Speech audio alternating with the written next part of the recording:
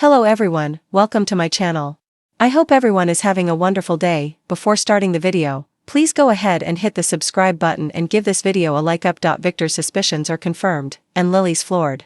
To discover that, spoiler, is Dumas. Friday, June 20th, 2025. Today on The Young and the Restless, Victor and Nikki are prompted to rejoin the other guests. Diane continues to worry about Audra and Kyle. And Phyllis begs Amanda for a chance to see Dumas. At Dumas estate in the south of France, his guests continue to sip cocktails at the center of his maze, increasingly frustrated by all the waiting. Lily asks Damien if this is typical of his former employer. He admits Dumas has always been unpredictable. When Diane suggests they track down Carter for an update, her son jokes he must be recharging at the robot station. Billy suggests they enjoy themselves and Phyllis cheers to the anticipation, sure that things will get wild when Dumas arrives. Jack thinks Victor and Nikki were right to skip this interlude. Nick imagines his dad will explode soon. Nikki and Victor are called to rejoin the party on their private train car. Victor and Nikki continue to fume about being forced to wait for Dumas. He assumes this was all planned. It's a bid to wear them down. That may fool the others, but he loves this kind of game and cheers to it. Nikki worries that Dumas could be planning to cause hurt someone they care about.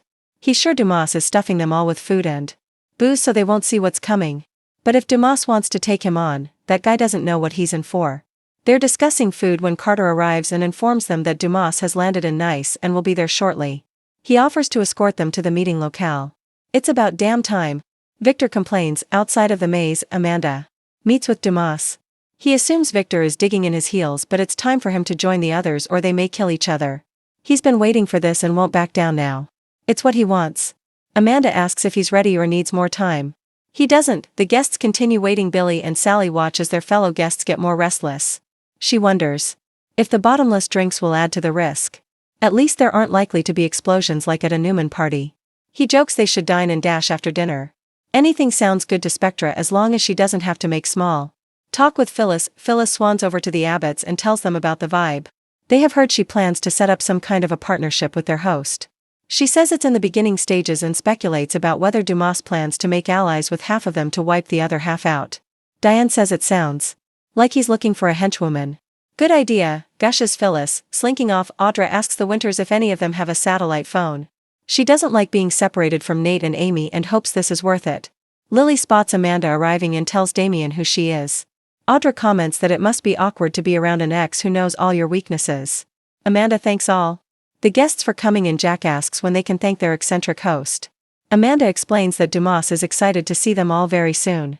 Phyllis sidles up to her and comments on how great this is. She says the other guests lack her patience. This is the best party ever and she's eager to pitch to Dumas' face.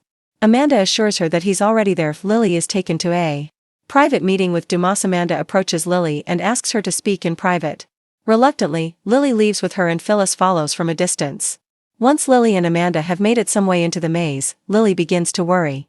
Amanda doesn't want anyone eavesdropping, but Lily won't go any further until she knows why she has taken her away from the group.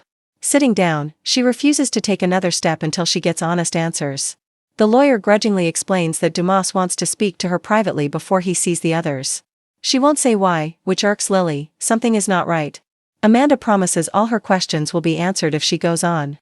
As they continue through the maze, Phyllis tries to catch up with them, bringing Lily to a clearing. Amanda gestures to the man in the corner with his back to them. He thanks Amanda and she leaves them alone. Lily approaches, saying it's nice to finally meet him. She's aghast. He stands and turns to her. Hello, Lily, he says. It's her ex-husband, Kane Ashby. Flummoxed, she demands to know what he is doing there and why he's calling himself Dumas. She thinks this is all a sick game. Kane explains that he's not just pretending for tonight. This has been going on for a long time. Lily refuses to believe it. Kane says that he needed to keep his new path in life separate. There's a lot more to it than a name and estate. They can discuss it after he meets the other guests. Lily complains that this feels so wrong and deceitful, but Kane thinks she'll understand once he walks her through it. He just wanted her to learn about him on her own rather than with the others. The name Dumas may be a lie, but he created him and he is him.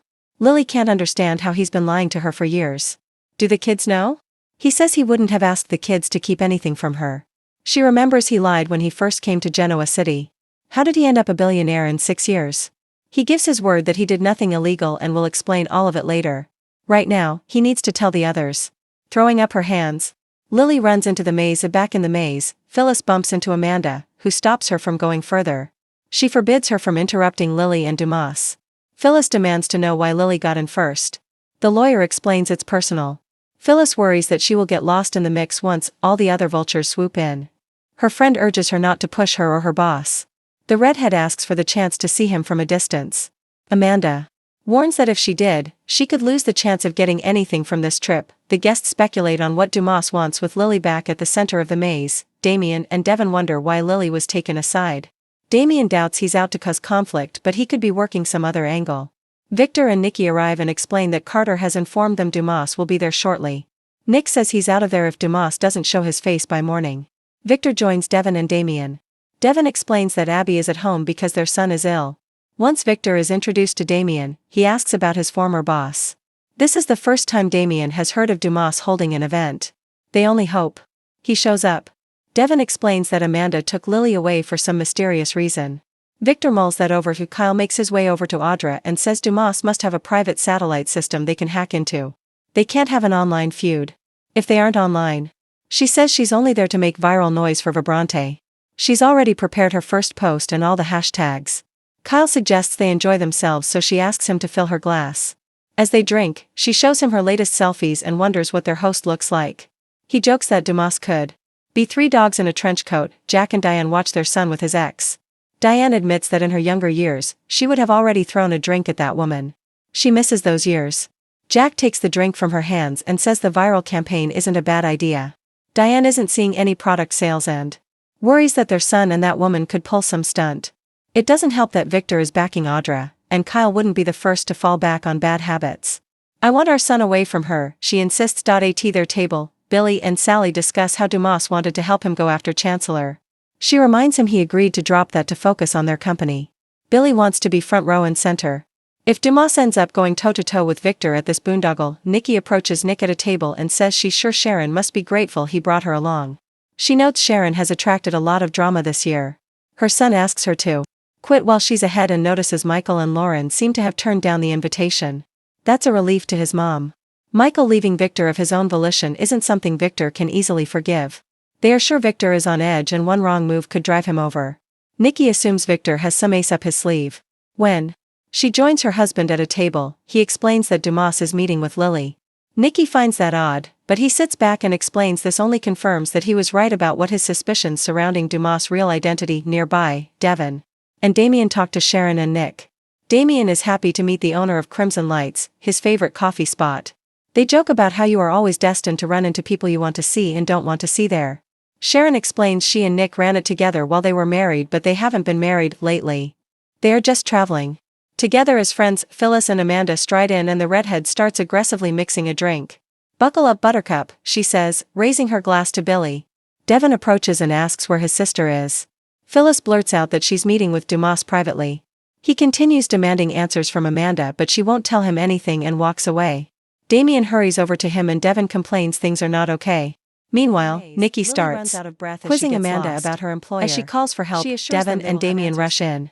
They find her catching her breath and she blurts out, "Kane is Dumas." They declare that can't be true, but she explains that Amanda took her to him. They have been in on this together. Dumas introduces himself to his guests back at the center. Everyone notices the screaming has stopped and wonder if Lily is okay.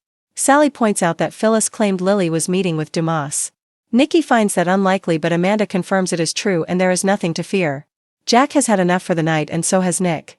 Before anyone can leave, Kane drifts in and thanks them all for coming. Billy wonders why he's there. Everyone. This is Kane Ashby. He's been using the name Aristotle Dumas for the last 6 years, Victor explains before demanding to know what he wants from them.